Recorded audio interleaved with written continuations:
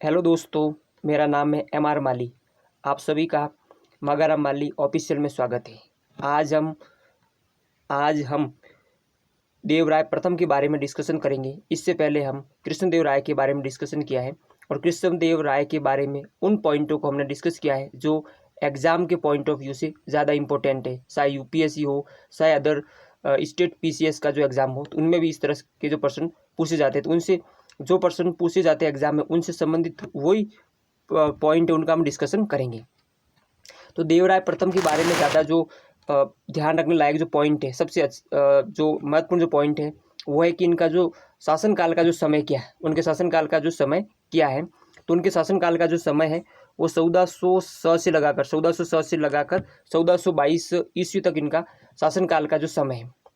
तो अब ये शासनकाल का जो समय है, तो इसको भी तो हमें याद रखना पड़ेगा। तो याद रखने के लिए मैंने एक ट्रिक जो खोजी, और वो ट्रिक ये है कि जो देवराय उनका जो समय है, देवराय जो प्रथम उनका जो समय है वो 1400 के आसपास है।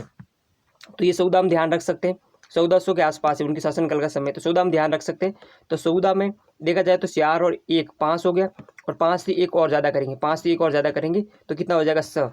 तो ये हो गया स, यानी 1400 स। और 1400 से कहाँ तक है? तो 1400 से 1422 तक है। 1400 से 1422 है, 1400 से 1422 है, 22 है, 1400 से 1422 है। तो 22 को भी हम ध्यान रख सकते हैं कि यहाँ पर 4 है, तो 4 को आप रेशियो में तोड़ेंगे तो 2-2 हो जाएगा, 2-2 हो जाएगा। तो ये हो गया इनका समय, यानी 1400 से 1422 तक इनका समय हो गया, बराबर। यानी सिंपल सा तर्क है, सिंपल सा जो तर्क है वो है कि इनका जो समय है वो 1400 के आसपास है। तो 14 में ध्यान रख दो। फिर उसके बाद में जो 14 में जो 1 और 4, तो इनको जोड़ेंगे कितना हो जाएगा? 5। तो 5 से 1 ज़्यादा, तो 5 से 1 ज़्यादा कितना हो जाएगा? 100। फिर एंड कहाँ तक है? तो एंड हम देखेंगे तो 14 है, 14 है, 14। तो 14 में जो 4 इसको रेशियो में तोड़ेंगे तो 2:2 हो जाएगा, 2:2, बराबर। तो 1400 से 1422 तक उनका समय।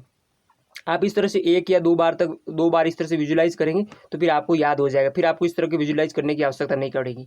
फिर है कि जो देवराय जो प्रथम है वो किस वंश से संबंधित है, किस वंश से रिलेटेड है। तो वंश को ध्यान रखने के लिए हमने आगे ही देखा है कि 1400 तो 1400 में तो स से हो गया संगम वंश, स से हो गया संगम वंश से वो संबंधित थे।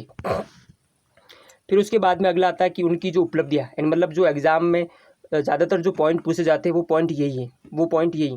तो इसमें सबसे पहला जो पॉइंट आता है कि जो तुंगभद्रा जो नदी है उसके ऊपर बांध बनवाया था उन्होंने, तुंगभद्रा नदी पर। तो इसको भी जो ध्यान में रखने का सिंपल सा जो तरीका है वो क्या है? तो वो ये है कि जो देवराय प्रथम में जो प आया, देवराय जो प्रथम है तो उस प्रथम में जो प आया, ये प, तो प है तो प को आप उल्टा करेंगे, तो प से हो जाए उल्टा करेंगे त हो जाएगा, तो त से हो जाएगा तुंगभद्रा, त से क्या हो जाएगा? तुंगभद्रा। यानी जो तुंगभद्रा पर इन्होंने बांध बनाया था, क्यों बनाया था? तो जल आपूर्ति के लिए बनाया था, बराबर। तो एक पॉइंट ये हो गया। दूसरा पॉइंट इसी प से आप ध्यान रख सकते हैं कि जो विजयनगर की जो सेना थी, विजयनगर की जो सेना थी, तो उस सेना का, विजयनगर की जो सेना थी, उस सेना में उन्होंने जो तुर्की जो धनुधारी को नियुक्त किया था। किसको नियुक्त किया था? तुर्की जो धनुधारी थी उनको नियुक्त किया था। तो उसी तरह से इसको आप ध्यान रख सकते हैं कि तुर्की धनुधारियों को किसने नियुक्त किया था? तो देवराय प्रथम ने नियुक्त किया था।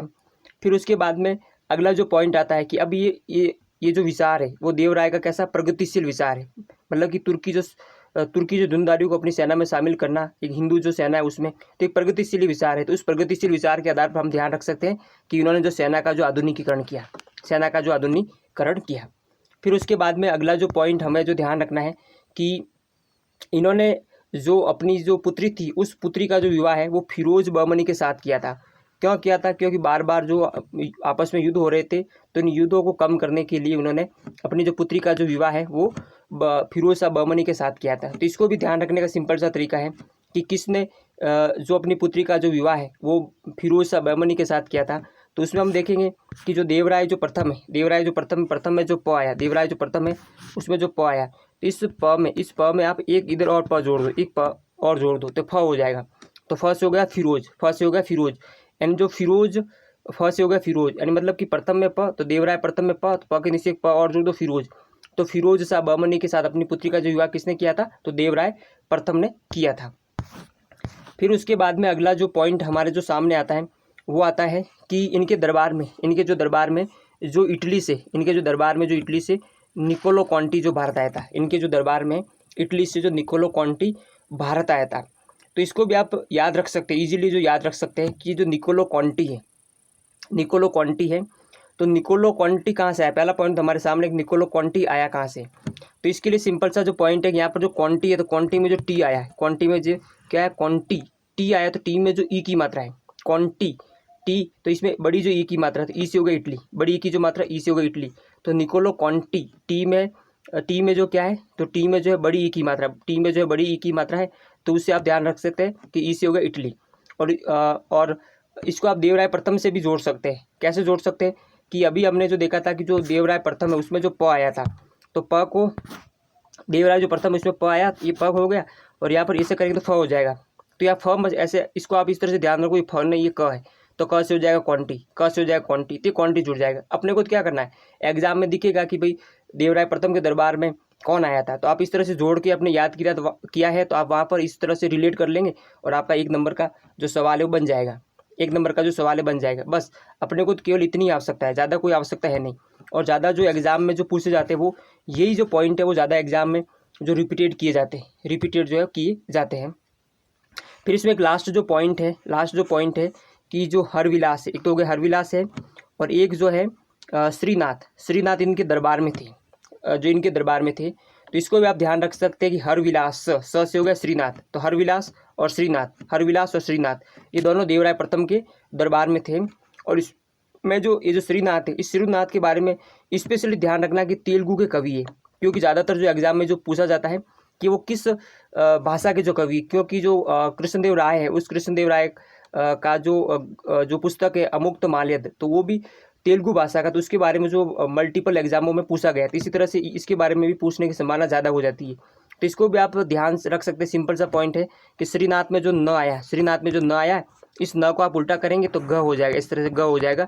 तो ग किस में आता, तेलुगु में आता, क्योंकि वहाँ पर ज़्यादातर पूछेगा या तो संस्कृत पूछेगा या कन्नड़ पूछेगा, तो इस तरह से आप ध्यान रख सकते हैं। तो अब इसके बारे में जो यही जो पॉइंट है वो ज़्यादा रेलेवेंट है, और इन्हीं पॉइंटों के बारे में जो मल्टीपल एग्जाम में पूछा जाता है, तो आपको केवल 1 या 2 बार इस तरह से आपको रिवीजन करना है, और फिर आपको इस तरह से रिवीजन करने की ज़रूरत नहीं पड़ेगी, क्योंकि आपके दिमाग में बैठ जाएगा। क्योंकि आपके दिमाग में जो पैरेलल जो स्मृतियाँ बननी शुरू हो जाएगी, और जो पैरेलल जो स्मृतियाँ हैं वही आपको एग्जाम में जो है काम आएगी। बाकी जो आप कितना भी रटेंगे तो वो आपको जो है ज़्यादा जो यूज़फुल नहीं होगा, एग्जाम के पॉइंट ऑफ व्यू से ज़्यादा यूज़फुल नहीं होगा। ठीक है, ऐसा लगा हो तो वीडियो को लाइक करें, शेयर करें एंड सब्सक्राइब करें चैनल को।